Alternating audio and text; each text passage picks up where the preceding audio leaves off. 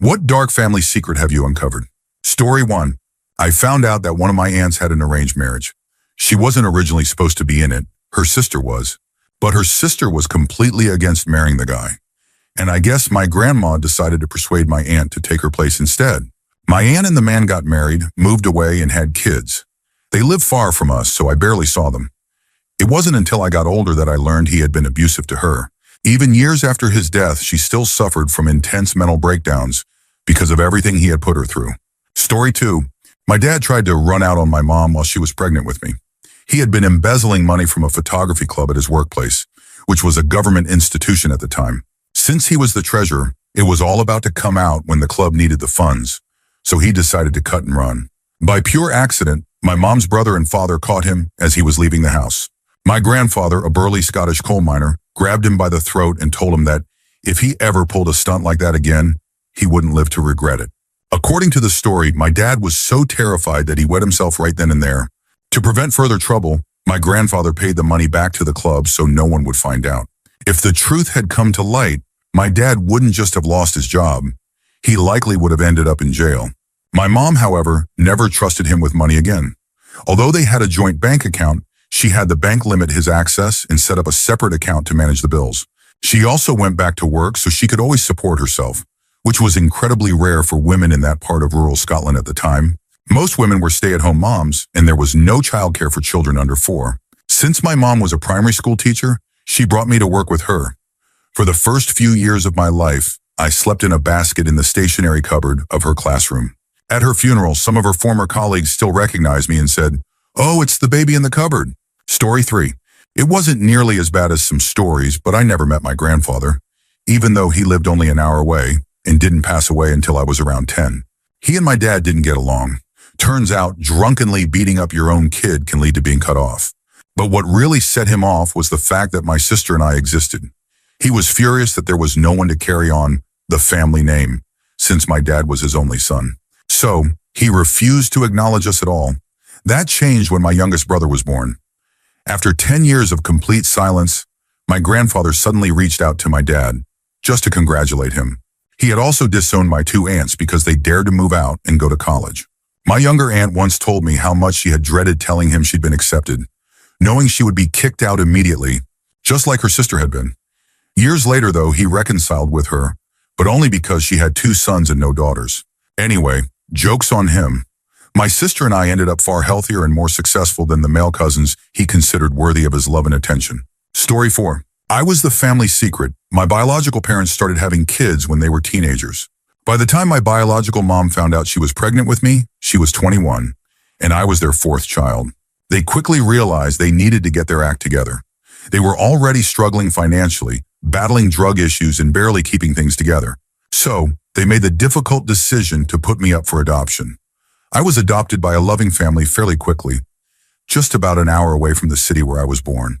By pure coincidence, I ended up returning to that same city for college.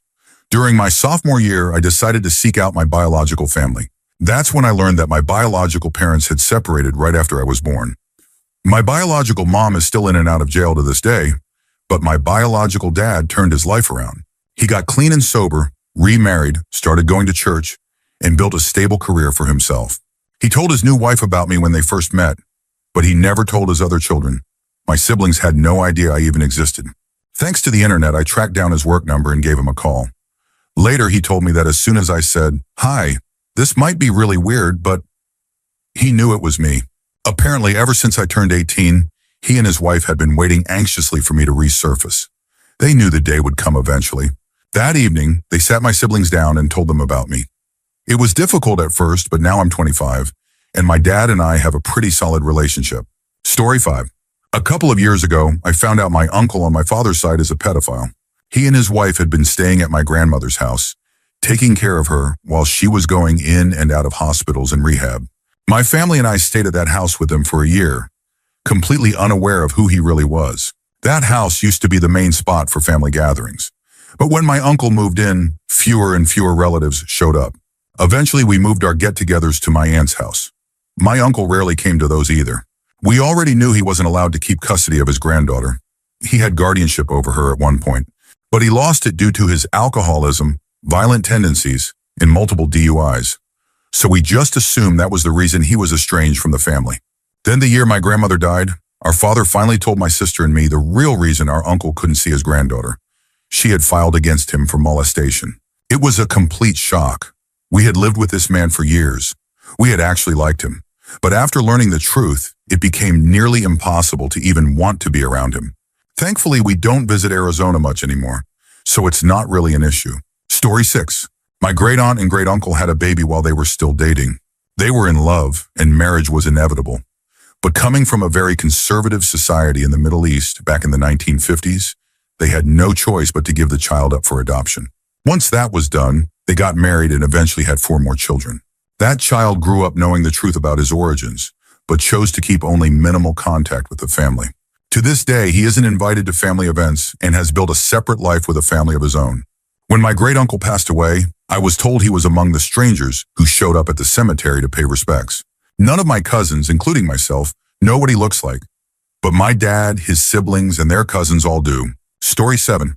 My cool uncle, the one who showed up at our house every Christmas and Thanksgiving, always friendly, always great to be around. He had a bunch of cats and dogs at his place and had been married to my aunt since just before I was born. One day, my mom and I went to visit him and my aunt at their house, and there was this girl there, around 15, just a year older than me. My mom and I were confused and asked, "Who's this?" My uncle just shrugged and said, "Well, I just found out a few days ago that I have a daughter, so I guess this is your cousin." Turns out before he and my aunt got married, my uncle had a pretty wild bachelor party, which included a hired prostitute. One thing led to another, and 15 years later, my cousin showed up looking for her father. She was incredibly sweet, and my uncle actually handled it really well. He even started paying child support to her mother, completely his idea. My aunt, surprisingly, was very forgiving about the whole thing. I've never met my cousin's mom, but at least my uncle stepped up. Story 8. Does it count as a family secret if it was a secret about me that everyone was keeping from me? I recently found out that for the last 13 years, my entire extended family believed I had been raped in my early teens. The only problem, I was never raped. It was all a figment of my mother's imagination. She took a single comment I made, twisted it in her head, and then told everyone that I had been assaulted, but that they shouldn't ask me about it because I was too traumatized to talk about it. Fast forward 13 years. I was drinking with my sisters and casually mentioned a gynecological study I had participated in during my early teens. They both immediately sighed in relief and said, "Oh, thank God you finally said something. We've been tiptoeing around this whole rape thing for over a decade." Imagine my face in that moment, realizing that my entire family had thought I was a victim of something horrific, but never once asked me about it, never did anything to support or protect me. I had to gently tell my sisters that I had never been assaulted and that they had spent over a decade walking on eggshells around me for absolutely no reason. Story 9. My uncle got his high school girlfriend pregnant, and my grandmother took her to a clinic for an abortion. She agreed to pay for it, but only if the girlfriend never told my uncle that she was terminating his child. When he eventually found out, it destroyed him, but that hardly excuses what he did next. Around the same time, my mother got pregnant by my father. My grandmother, just as discreetly, offered her the same deal, an abortion fully covered if she just let it go. My mother refused, and let's just say, she didn't hold back in telling my grandmother exactly what she thought about the offer. My uncle, still furious over what had happened to his own unborn child, found out my mother had refused. He tracked her down and punched her in the stomach for daring to take what was ripped away from him. She miscarried. I should have had an older brother, but my uncle took that from me. And yet my mother, the saint she is, forgave him. She even tried to help him get therapy.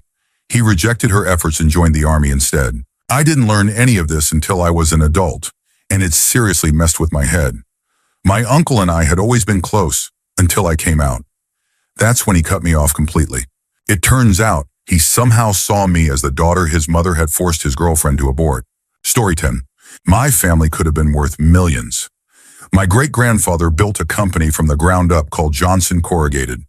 We made corrugated cardboard for shipping boxes. He was by all accounts a major asshole, but he built the family empire, so we still talk about him with a certain level of respect. My grandfather was supposed to inherit the company about 30 years ago, but then Uncle Randy happened. At the time, my great-grandmother was still alive and, technically, the owner of the company, but she was also blind and deaf. Uncle Randy swooped in, impersonated my grandfather, and had her unknowingly sign the entire company over to him. He then took $15 million, gave half to his son, who immediately fled to Europe after receiving death threats. And within a month of screwing over the entire family, Randy died of cancer. Nobody went to his funeral, and to this day we piss on his grave. Meanwhile, my grandfather, now 80, still can't retire because he's been fighting this in court for 20 years. He's buried in $300,000 of legal fees. Screw Randy. I found out about all of this after stumbling across a massive stack of legal documents in my grandpa's attic. As for Randy's son, we still don't know where he is. Story 11. My grandmother had a sister who died in the 1960s. She never married. She had served in the army during World War II. When my grandmother turned 100, we spent time looking through old photo albums together. She told me all kinds of stories about her life. At one point, I climbed onto a chair to grab another album for her. That's when I noticed a small book tucked away at the back of the closet. Inside, there were photos of my great-aunt in an army aircraft, what looked like a fighter plane, and a few pictures of her with other people. On one page, written in simple, delicate handwriting, were just a few words, "Yours for all eternity." My grandmother panicked the moment she saw me holding the book. She told me that nobody had ever seen it before, and that she had promised to take it to her grave. Then for the first time, she told me what she believed to be the truth. Her sister had met someone during the war. Man or woman, she never knew, and that person had been killed. After that, my great-aunt had decided to never love again. I never told anyone about the book until a few weeks ago. My father asked if there was anything from my grandmother's house that I had wanted. The book was gone. When the house was cleared out, nobody had realized its importance. Honestly, I think my grandmother would have been happy about that. She died at 102, having lived through 2 world wars. She's my hero. Story 12. I was always told that my dad left me when I was born. Technically, that was true, but I later found out that everything else I had been told about him was a lie. I first got suspicious when my cousin, who apparently didn't know the cover story, casually mentioned that my dad had blonde hair. My mom had black hair, and that was supposedly where I got my black hair from, but everyone else had always told me that my dad had black hair too. Something didn't add up. I kept that thought in the back of my mind, but what really confirmed my suspicions was when I had to get my birth certificate to join the military. Listed under father's name was Alexander Smith, a name I had never heard before. My last name is also Smith. But my family had always told me it was just a random choice from a baby name book, which was why it was different from the rest of my families. That didn't sit right with me, so I started doing some digging. I spent the next few days researching Alexander Smith, and everything added up. He was born in Russia, had changed his name when he immigrated, and my DNA results showed I was 70% Russian, which made way more sense now. What really sold it, though, was when I found that his mother's name was Natasha Kelevich, the same name as my grandmother. I confronted my family about it, and that's when they finally told me the truth. Yes, he was my father, and here's what happened. After I was born, he made it clear that he didn't want kids. One night, when I was just a baby, he tried to smother me in my sleep. My brother and uncle caught him in the act and stopped him. He left after that, and they immediately called the police, but it didn't end there. Not long after, he came back. In the middle of the night, he set our house on fire. He killed our family dog in the process, and the fire spread to another house, killing an elderly woman. He was arrested, convicted, and sentenced to life in prison. He later died behind bars. My family said they kept it a secret because they didn't want me to know that my biological father was a murderer, or that he had tried to kill me. They were planning to tell me through a letter once I joined the military, but I figured it out first. Story 13. My mother probably went abroad to have an abortion. When I was 3, she and my grandmother took a month-long vacation together. It was the only trip the two of them ever took alone. It was also the only time my grandmother traveled without her husband. While they were gone, my dad's parents took care of me. The day my mom returned, she handed me a pair of maracas. She and my grandmother told everyone they had been to Spain, but something was off. They never brought back any pictures. They never told any stories about their trip. My grandmother had tons of photos and anecdotes from her other travels, but for some reason, she had nothing to say about Spain. When I was around 8, I asked my mom about it. Her response? A quote from My Fair Lady. "The rain in Spain falls mainly on the plain." That was it. She never showed me a passport stamp. For all I know, she never even had a passport. Years later in college, my mom claimed she had never traveled overseas. I reminded her about the trip to Spain. She just went silent, like she had been hoping I'd forgotten. Looking back, there were other hints that something wasn't right. She tried to donate the maracas a couple of times, but I insisted on keeping them. They mysteriously disappeared when I was about 10 or 11. Shortly before that, I had been playing with them, and she suddenly blurted out, "Those aren't really maracas." I asked what they actually were then, and why she had always called them maracas before. She gave a couple of evasive responses before shutting down entirely. None of it added up until decades later. I realized that her trip to Spain had taken place just before abortion was legalized where we lived. Around 30% of women in the U.S. have had an abortion. Given the timing and the secrecy, my best guess is that she and my grandmother either drove to Canada or flew to the UK and spent that month shuttling between clinics and a hotel room. At the time, my parents and I were living in a one-bedroom apartment. They probably decided they couldn't afford a second child. My dad never suspected a thing. What makes it even more interesting is that my mother has been a lifelong Republican, but she is adamantly pro-choice. She has never been the type to take an abstract stand on an issue unless she has personally experienced it, and she never let anyone question her about that trip. Honestly, I think I finally understand why. Story 14. My uncle had a child out of wedlock. When that child grew up, they discovered our grandfather and started calling him multiple times a month. Each time with some sob story, asking for money. Being the kind-hearted but unbelievably gullible man he was, my grandfather almost always gave in. Then one year, my uncle dropped off the map. No calls, no word, no one knew where he was. His family genuinely feared the worst. Then the child called. They claimed my uncle was dead and demanded their inheritance, plus whatever share he would have received from my grandparents' will. This infuriated the family. They were already grieving and now had to deal with someone demanding money. The situation escalated to the point where the child even threatened to get a lawyer to secure what they believed they were owed. And then, my uncle just showed up one day. Turns out he had run out of money, gotten into trouble with some banks, and had been town hopping to escape his debts. The lawsuit disappeared, but the damage was done. No one in my family let their kids talk to that cousin. The only time I ever met them was at my grandfather's funeral. Story 15. On my other side of the family, things were just as chaotic. When my family immigrated from the old country, prohibition had just started. Luckily for them, they already knew how to make moonshine. That's how my great-aunt became very involved in bootlegging and made a ton of money. We still have photos of her from back then, dressed in furs and fabulous clothes, looking nothing like the rest of our struggling family. She never had kids, but my grandmother had 8. To help, my great-aunt set up a significant trust fund for my mother and her siblings, meant to pay out when my grandmother passed. The problem? The oldest sibling, my uncle, was a lawyer. He was put in charge of the trust and a whole lot of other family money. Everything seemed fine. He had nice cars, took ski trips, sent his kids to expensive boarding schools. He appeared successful. Then his drinking got out of control. By the time the family started asking questions, the trust should have been worth about $1.5 million, with 5 siblings left to split it. That was serious money. But at my grandmother's funeral, tensions boiled over. A conversation about the trust fund nearly turned into a fistfight between my uncles. That's when the truth came out. My uncle hadn't been a successful lawyer. The vacations, the private schools, the luxury lifestyle, all of it had been paid for with family money. The trust fund was gone. Story 16. During World War II, my great-grandmother had an affair with the mailman while her husband was away at war. She got pregnant. To save her marriage, she decided to give the baby up for adoption before her husband returned. Somehow, she managed to keep it a secret for decades. No one found out until she was on her deathbed. That's when she finally told her 2 daughters, who had been born after the baby was given up, that they had an older brother out there somewhere. In the early 1990s, those 2 daughters hired a private investigator to track him down. When they finally found him, they waited in the parking lot outside his workplace, then approached him as he was leaving and told him, "We're your sisters." That was the first time he ever learned about them. My dad remembers going to a Christmas party with them when he was a child, but that's about it. They lost contact over time. I've never met them, but the whole story still fascinates me. Story 17. When my dad was a teenager, his best friend committed suicide right in front of him.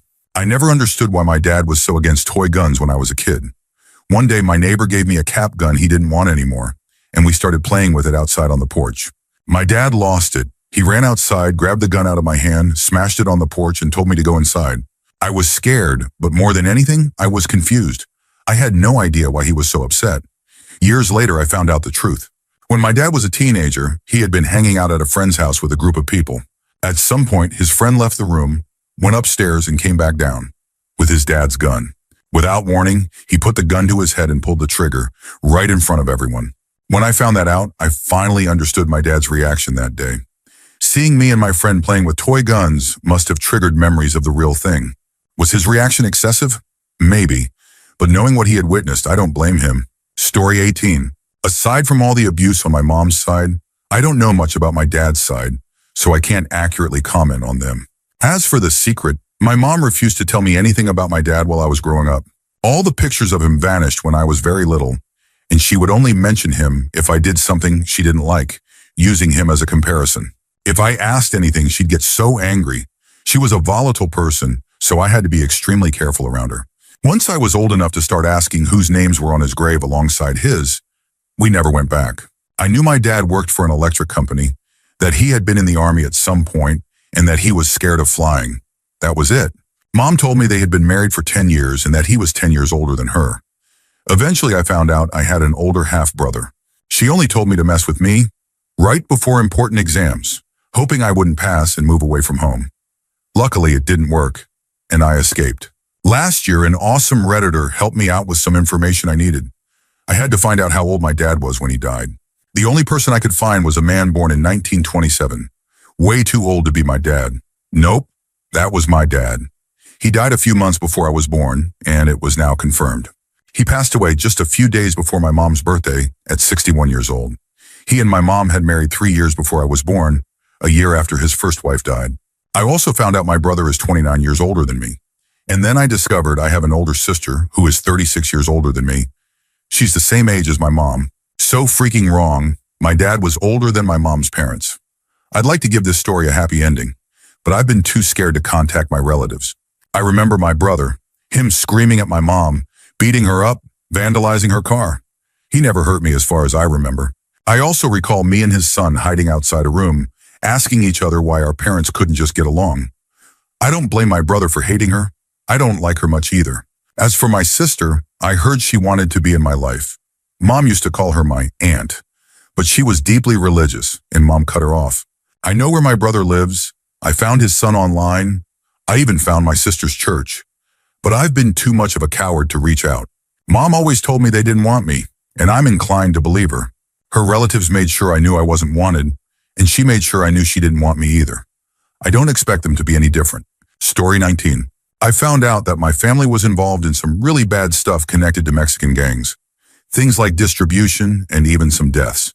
I discovered this when my brother's dad was found dead the day he got out of prison. My mom was talking to my aunt about it. They were speaking in Spanish, thinking I wouldn't understand, but they didn't know I had been learning the language. Growing up, my siblings and I never learned Spanish, so whenever the adults didn't want us to pick up on something, they would switch to it. But that time, I understood them.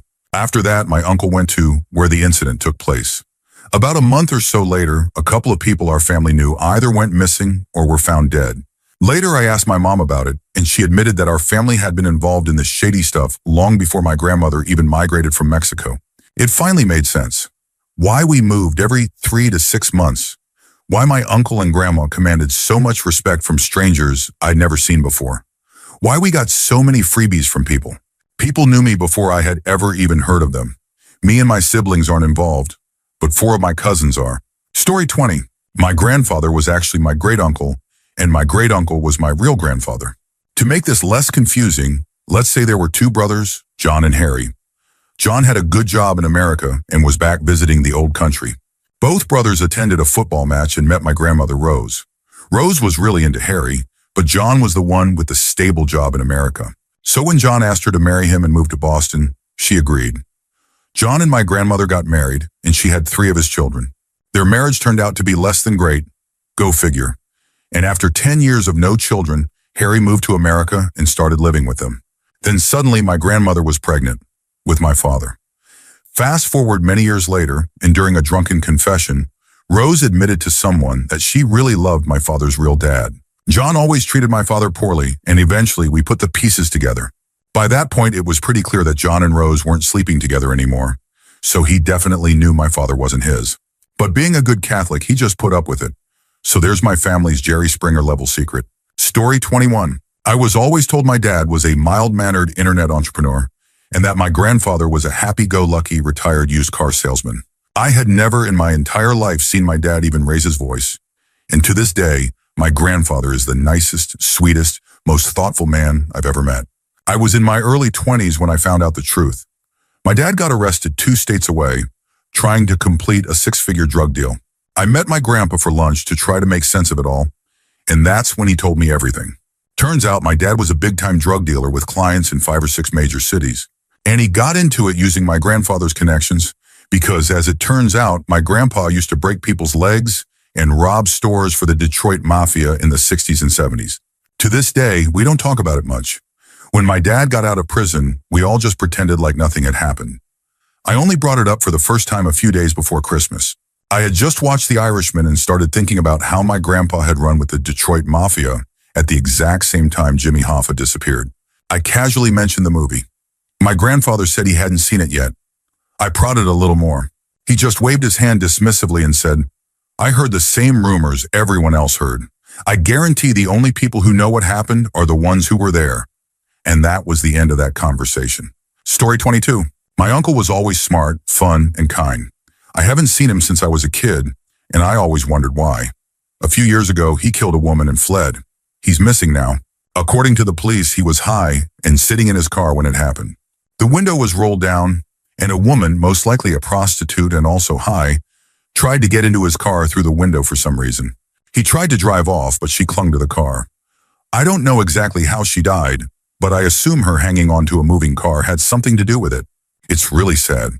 He was a genius, a great artist, and an all-around good guy, at least from what I remember. He used to do magic tricks for me, and once gave me a small statue of a fairy and a dragon for my birthday because I had told him I liked dragons. I miss him. I hope he's okay. Story 23. I'm going to be as vague as possible due to how recent this is. One morning, a family member's house burned down, and they went missing immediately after.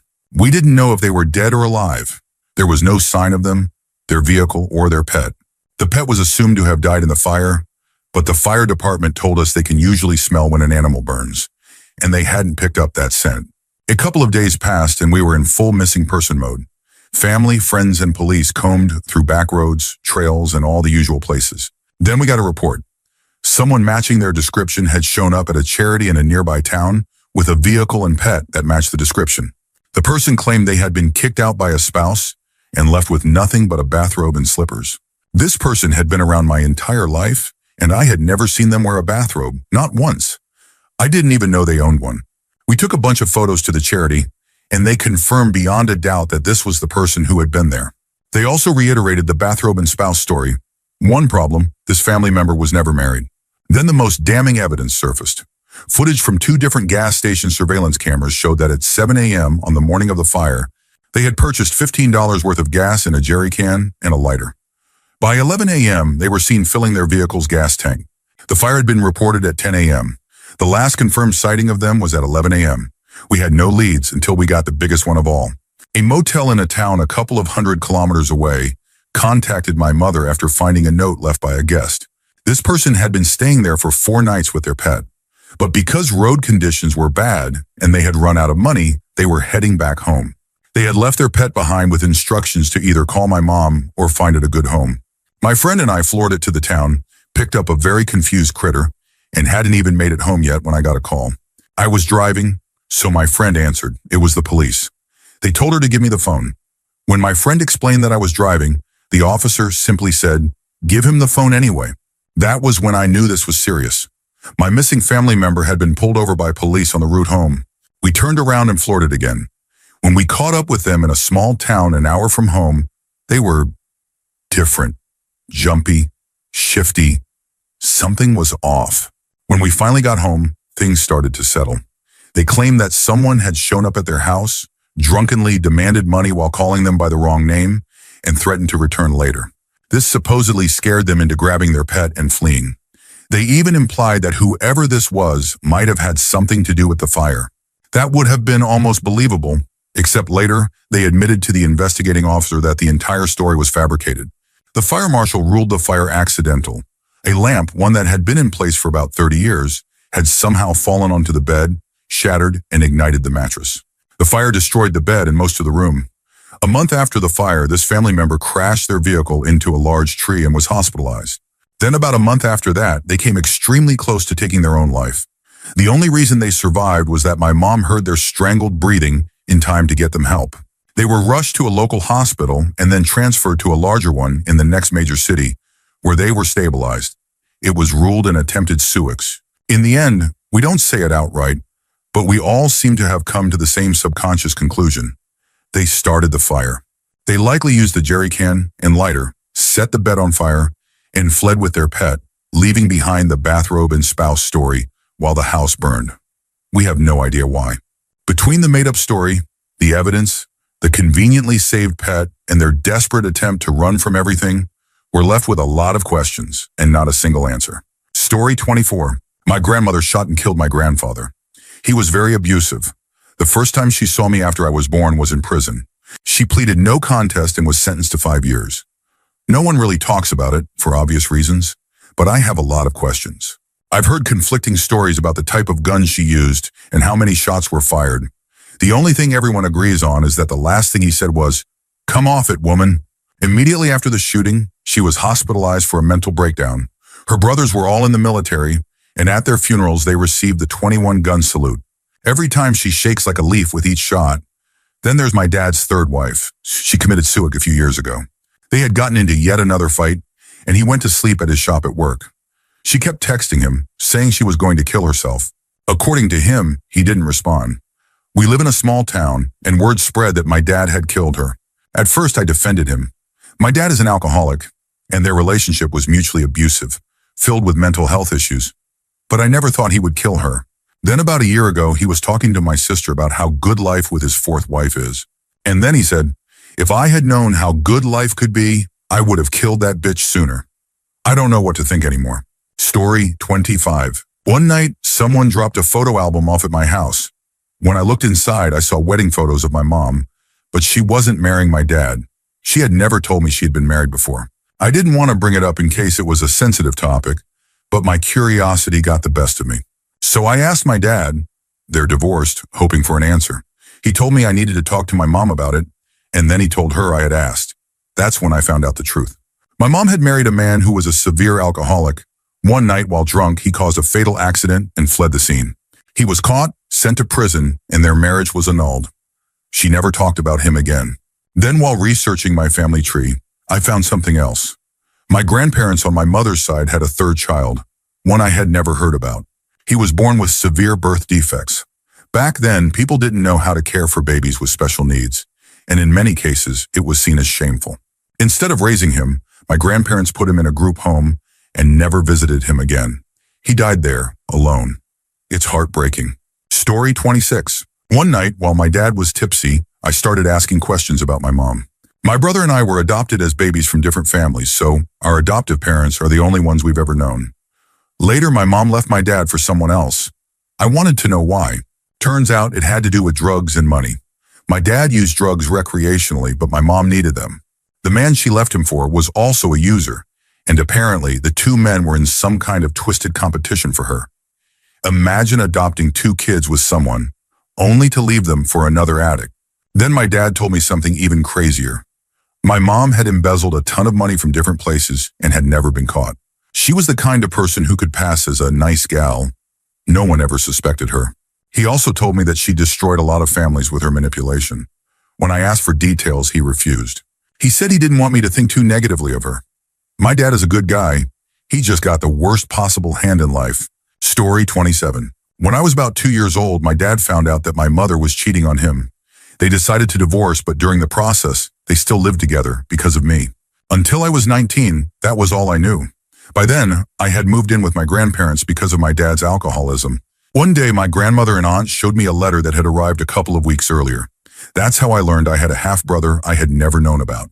Initially, my brother and his adoptive mother had been looking for my mother, but unfortunately, she had taken her own life when I was 11. So they found me instead. I was elated. My brother is 2 years and 7 months younger than me. That meant he must have been conceived right around the time my dad found out about the affair.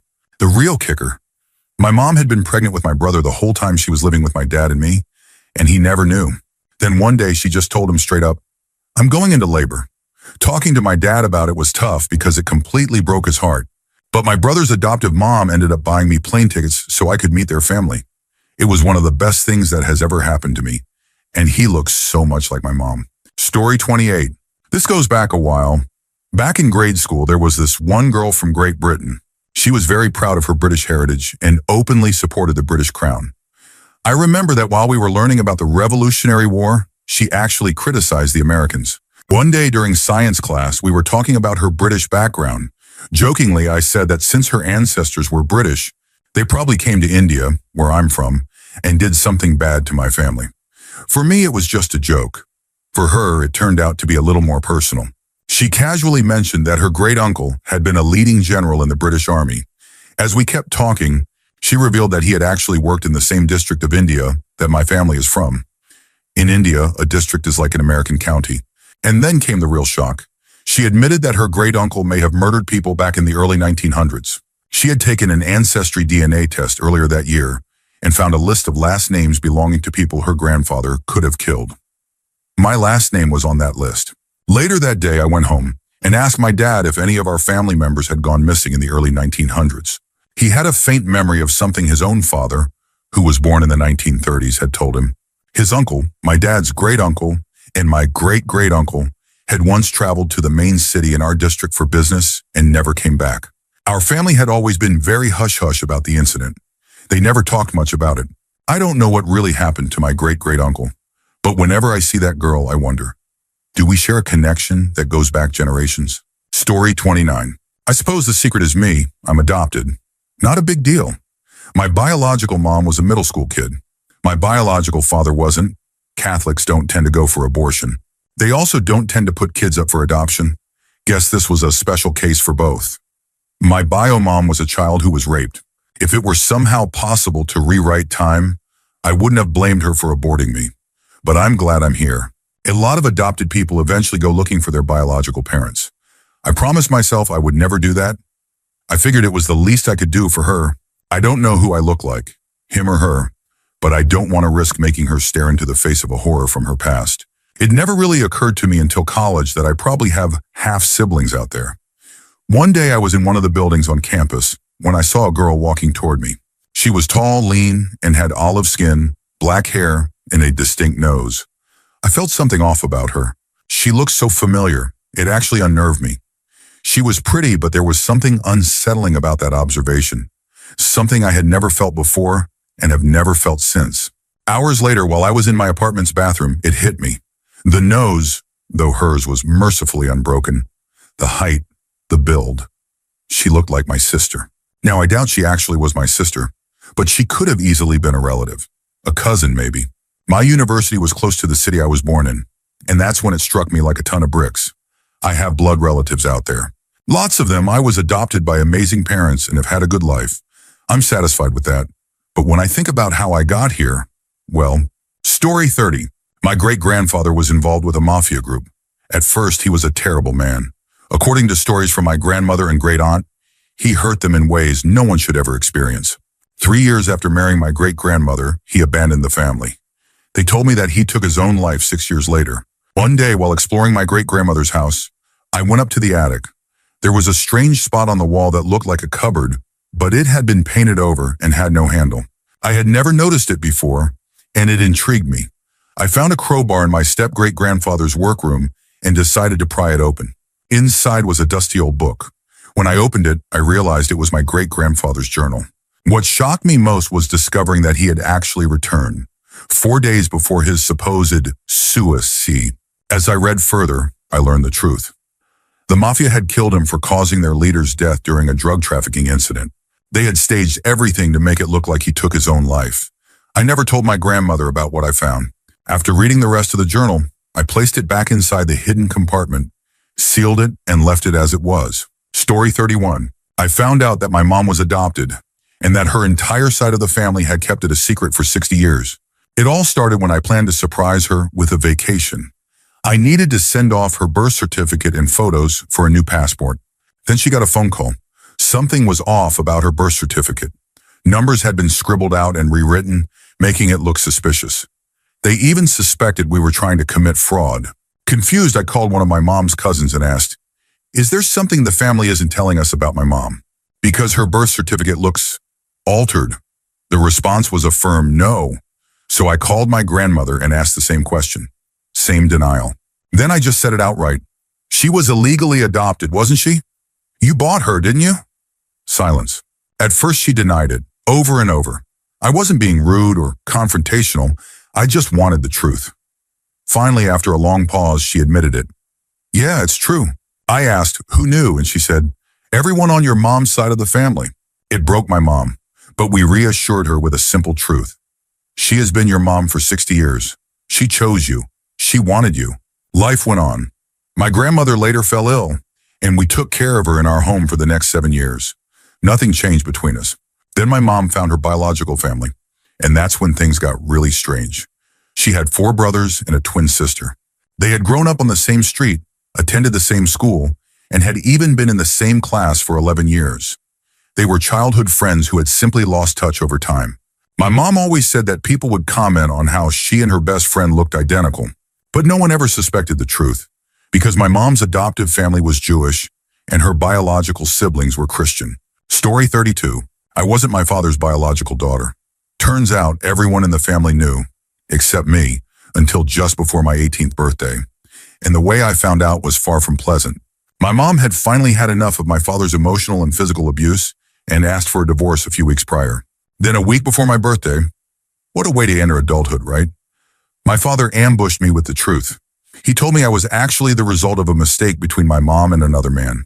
He said he had stepped in to be my father because he was really into my mom at the time and didn't think he could have children of his own. But he was wrong.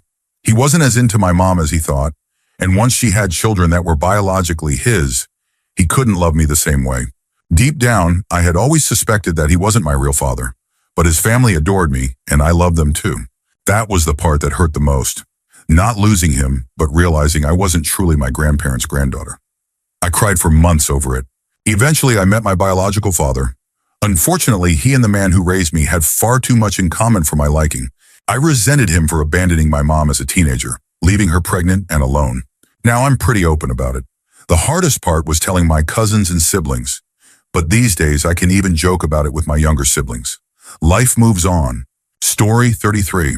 I actually shared this story on another post earlier today, but it fits this question perfectly. When I was 18, the police showed up at my door late one night and took me to the station for questioning. I had no idea why. Once there, they kept asking me about my dad. He worked across the country and wasn't supposed to be home for a few weeks, so I guess they were trying to get whatever information they could from me in the meantime. Eventually, they told me the reason. A family member had come forward accusing my dad of harming her when she was only 5 years old, whenever she would sleep over at our house. At first, I thought, there's no way that's true. I had known him my whole life. We had always been incredibly close. But in the weeks leading up to his return, the more I thought about my childhood and my dad, the more unsettled I became. Something deep down told me it was true, but I didn't want to believe it. Even my husband was frustrated with me. He couldn't understand how I could ever think my dad was capable of something like that. My dad had always seemed like the nicest person in the world. He had done so much for us. Then my dad finally came home. The police were involved, and to everyone's shock, he proudly admitted to everything. Worse, he laughed about it. He even joked that the people he worked with knew what he had done, that it had been an open secret. Just another thing to laugh about. His reasoning? It is what it is. He actually believed that children weren't capable of feeling negative emotions, something he had told me many times in my life. To say it broke me is an understatement. It destroyed my ability to trust anyone. You can know someone your entire life and never truly see the monster hiding underneath. And then came the biggest insult of all, the so-called justice system. He was sentenced to just 9 months in jail, but for some reason, he was allowed to keep his job. He worked 3 weeks at a time, then came home and spent weekends in jail. During his sentence, they gave him a private room so he wouldn't have to interact with other inmates. No one could touch him. In the end, he barely served a month before they let him go completely free. Story 34. I believe this happened in my great or great-great-grandmother's family. There was a family with young twin girls around 5 years old.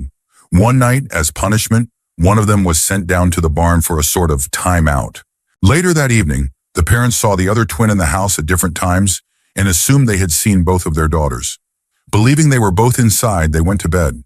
The next morning, they made a horrifying discovery. They had never brought the other twin back in from the barn. She had frozen to death overnight. The father took responsibility and was sent to prison.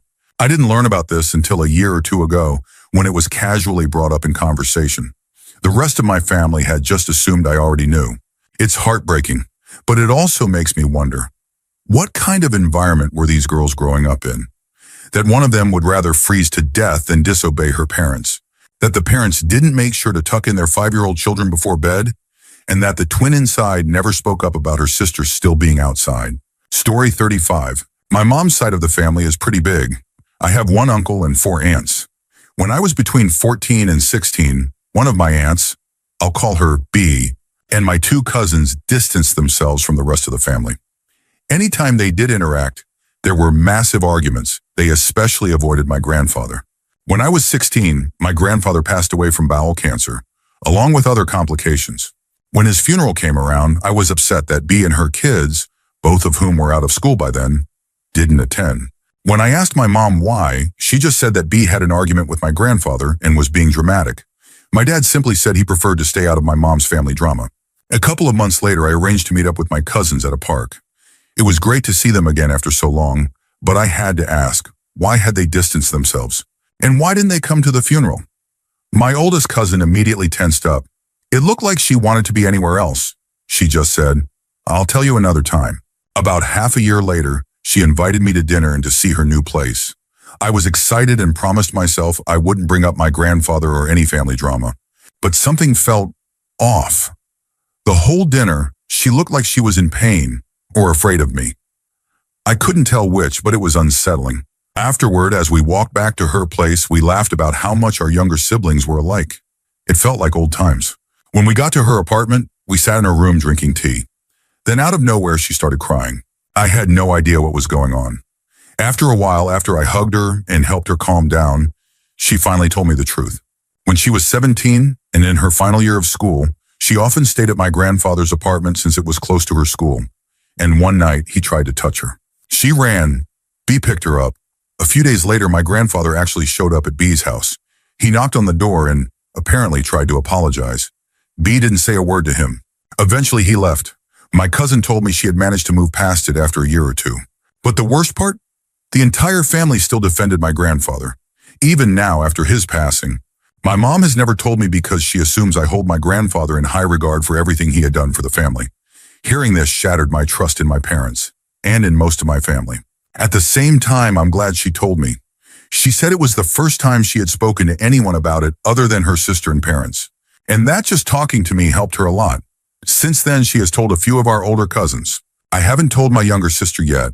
She's only 14, and she doesn't need to carry this right now. I did confront my dad, and he had the exact response my cousin said he would.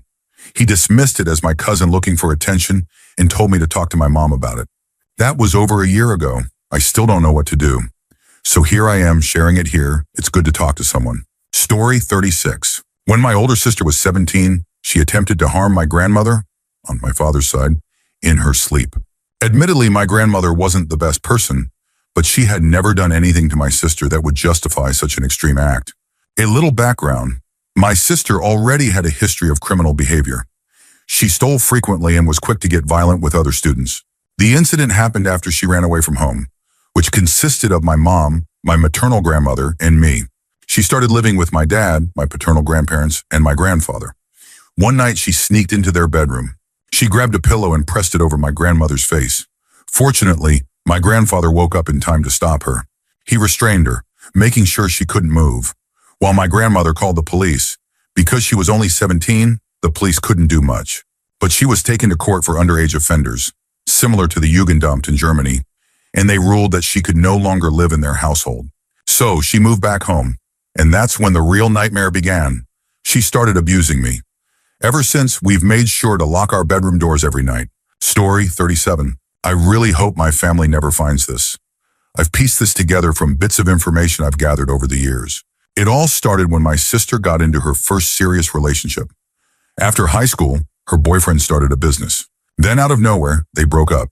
He immediately left the country, fleeing to Germany as if someone was chasing him.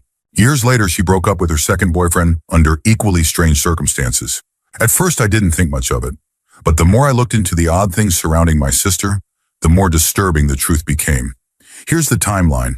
When her first boyfriend started his business, my sister bought us a Wi-Fi router and an internet connection. That wouldn't have been suspicious, except that her boyfriend had no idea that his name had been used on the contract. The bill was outrageously expensive. When he discovered the debt, he had two choices: pay it off, which he couldn't afford, or disappear. He chose the second option. He showed up at our apartment one last time, took a secondary monitor he had left there, broke up with my sister, and vanished. He deleted his social media and cut off all contact. I think he eventually managed to pay off the debt with the money he made in Germany, but it forced him to close his original business. Then our second cousin came to town and stayed with us for a few days. During that time, my sister slept with him multiple times.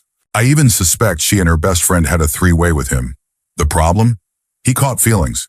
For my sister, it was just a fling. For him, it was something more. Later, my sister cut all ties with her best friend, apparently out of jealousy because she had started dating a neighbor. Shortly after, my sister made a Facebook post that looked like her account had been hacked. She announced that she was breaking up with her boyfriend due to undisclosed reasons. Here's what really happened. Our second cousin had started making trouble. He wanted to marry her. When she refused, he threatened to expose everything to the entire family. He claimed that she had made him drunk and taken advantage of him while he was unconscious. Terrified, my sister confessed everything to her boyfriend. He, in turn, threatened to call the cops on our cousin, accusing him of assault if he didn't back off. Our cousin panicked. He cut all contact and left the country, moving to England for work. Later, when my sister and her boyfriend went to college, they broke up. Officially, it was due to limited time constraints. This is the one secret that could completely destroy our family. If the truth ever got out, my sister would be completely alienated. Her second ex and our cousin have both forgiven her, but I doubt her first ex ever has. Story 38. On my grandfather's deathbed, my oldest aunt revealed a secret that only she had known, the truth about his name. See, my grandfather's name was DJ. His parents had always told him that it didn't stand for anything, that they had just liked the initials, but that was a lie. At some point, my grandfather found out the truth. His mother, my great-grandmother, had cheated on her husband while he was away on a business trip. The man she had the affair with, a traveling Cherokee salesman named David Johnson. As a way of permanently reminding his wife of her betrayal, my great-grandfather named the baby after the man she had cheated with. DJ was really David Johnson Jr. It made so much sense. My grandfather had jet black hair, while all of his siblings were blonde or brown-haired. Whenever someone pointed out, the family would make excuses. Oh, he just plays outside a lot, or it's a birthmark. After my aunt told my mom this story, she decided to ask my grandfather directly. He confirmed it. The irony: my great-grandfather still raised him as his own. He never treated him differently. He loved him, a stand-up guy, though I still don't know how to feel about him naming the child after his wife's affair partner. Story 39. I once read my sister-in-law's diary. She had written about how devastated she was when my brother cheated on her, how broken she felt when he forced her to lie to their friends and family about what had happened. She wrote about how she just wanted to disappear because he had manipulated her into allowing his mistress and their child to move into their home, while she and my brother were still raising their own two kids together. Eventually, they got divorced. They told everyone that the affair had happened during a mutual break in college, that their marriage ended because of differences in finances and her struggles with medical issues while running their shared business. But in her diary, she had written the truth, that she couldn't live with a man who would sleep with another woman in their house, then come share a bed with her like nothing had happened. I've never revealed all the details outright, but when people ask why my relationship with my brother has become strained in recent years, I've let certain things slip, just enough for people to start questioning the narrative. It's hard to accept. I used to look up to him, but he destroyed that woman's life just to satisfy his own selfish desires. She's struggling now, and worst of all, they both neglect the kids they had together. That's the part that makes it truly heartbreaking. Story 40. My grandfather was born in Lebanon and didn't move to the U.S. until the 1930s when he was in his 20s. He had two older brothers and an older sister. They were Christian. When my grandfather was around 10 years old, maybe younger, maybe older, I was never able to get the exact date, his sister secretly started seeing a Muslim man. Given the time and place, this was considered a major scandal. Somehow the secret got out. I don't know exactly how the family reacted, but it was definitely not good. In the end, she ran away to be with him. Her two oldest brothers, my grandfather's brothers, were furious, more than anyone else in the family. Even their parents, while upset, didn't react as severely as they did. Determined to bring their sister home, the brothers tracked her down. It took time, but eventually they found her. By then, she had a newborn son. What happened next is horrific. The brothers stormed into the house armed. They dragged the man outside and, in a fit of rage, one of them took the baby from their sister and killed him instantly. Then they beat the man nearly to death. As he lay on the ground, barely conscious, he cursed them, cursed their entire bloodline until the end of time. They shot him in the head. After that, I don't know what happened. My grandfather told me this story only once. He got very emotional, so I didn't press him for more details. I was only 10 or 12 at the time, and to be honest, I was terrified. Years later, my grandfather left Lebanon and moved to the U.S. He built a life for himself, met a woman of Lebanese descent, and settled into a very normal existence. This was the only time he ever mentioned having brothers. Before that, all I knew about his sister was that she was beautiful, that he had loved her deeply, and that he never forgave himself for not being able to take her with him when he left. Story 41. My grandfather on my mother's side of the family was always portrayed as this godlike figure, someone deserving of deep reverence. My mother, grandmother, and brother idolized him. He passed away when I was about 3, and for most of my life, I noticed one thing. My father hated him. And I don't mean simple dislike. If cancer hadn't taken my grandfather, my father might have at some point. That's the level of hatred he had for him. I always knew something wasn't right. My family rarely talked about their past. The only thing they consistently discussed was my grandfather, and even then, a lot of the stories didn't add up. Some contradicted each other, and there was no sign of the money or belongings we should have inherited when he passed. The truth came out when my parents were planning a particularly ugly divorce. That's when my father finally told me who my grandfather really was. He had abandoned his first wife and 15-year-old daughter so he could pursue my grandmother, who was also 15 at the time. He pretended she was his daughter until she was legally old enough to marry him. He never worked, forcing my grandmother and their kids to live in abandoned movie theaters and rundown homes, all while convincing them they were living in luxury. It only got worse. He spread vicious rumors about one of his own children, falsely claiming they had HIV/AIDS in the early 80s, when stigma around the disease was at its peak.